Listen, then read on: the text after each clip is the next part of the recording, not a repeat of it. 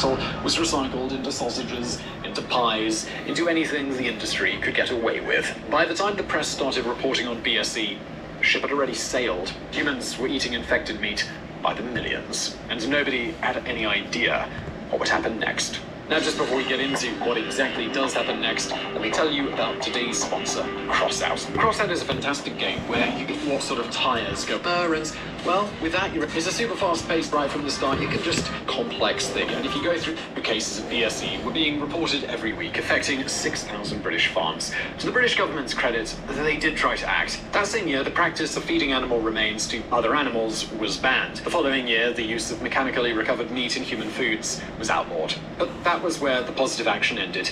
More than 1 million infected cattle were already in the human food chain. Burgers, steak, joints of roasting beef, all could be carrying this disease. The government had two choices. They either recalled the meat, told people to avoid beef, and watched the agriculture industry implode, or they just acted like nothing had happened and just hoped for the best. It was at this point that 1732 reached across the centuries to deliver the present, a devastating kick to the testicles. BSE looked like scrapie, and since scrapie had been around since 1732 without infecting humans, officials assumed BSE would act in exactly the same way. It was a decision based not on science, but assumption, one that would turn out to be catastrophically misjudged. Not that the public would be told this. In 1990, the Food and Agriculture Minister, John Gummer, began a media blitz to get Brits eating beef again. A massive full-page advert was taken out in the major papers, declaring in bold text, "Beef is safe." On TV, Gummer repeated the message, saying British beef could be eaten by adults and children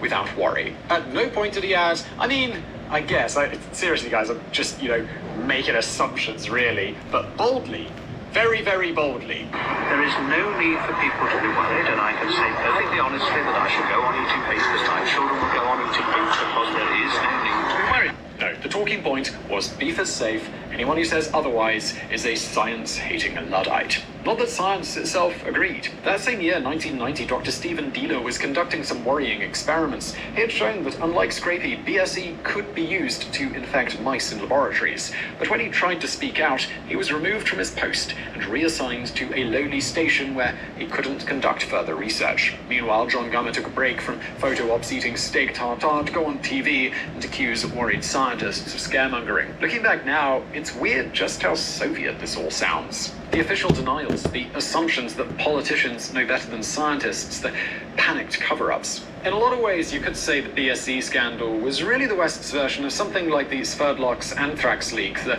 accidental 1979 release of anthrax spores in Russia that killed 100 civilians. In both cases, the government pretended nothing was wrong. In both cases, nobody ever faced any kind of prosecution. But while the Sverdlovsk disaster would kill 100, BSE would kill many more. By the end of the year, the John Gummer propaganda machine was in overdrive. In one uncomfortable instance, he was photographed feeding his 4-year-old daughter a beef burger.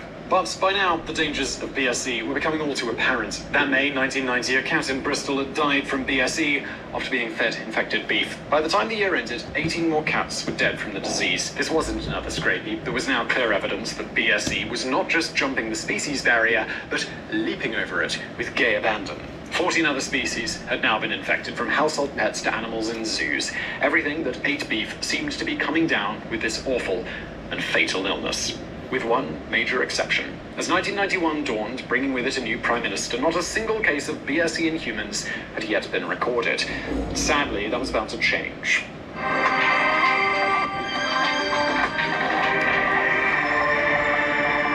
Near the start of the crisis in 1989, the British government had ordered the extermination of all affected cattle. However, they offered farmers only 50% compensation for each cow killed, in effect putting a heavy financial incentive in place for ignoring or misdiagnosing early signs of BSE.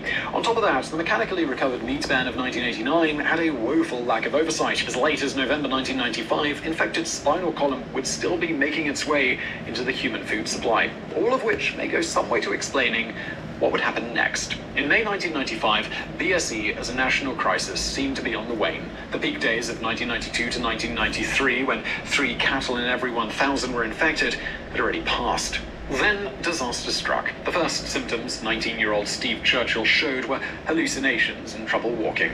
Initially, doctors diagnosed him with a psychiatric disorder, but as time went on and his condition deteriorated, it became clear that there was something badly wrong. At 9 a.m. on May the 21st, 1995, Steve Churchill died. In the aftermath, his brain was sent to Edinburgh for analysis. There, they discovered the telltale, tiny sponge-like holes of Creutzfeldt-Jakob disease. In and of itself, this was not impossible. In the mid-90s, as now, natural CJD killed around 60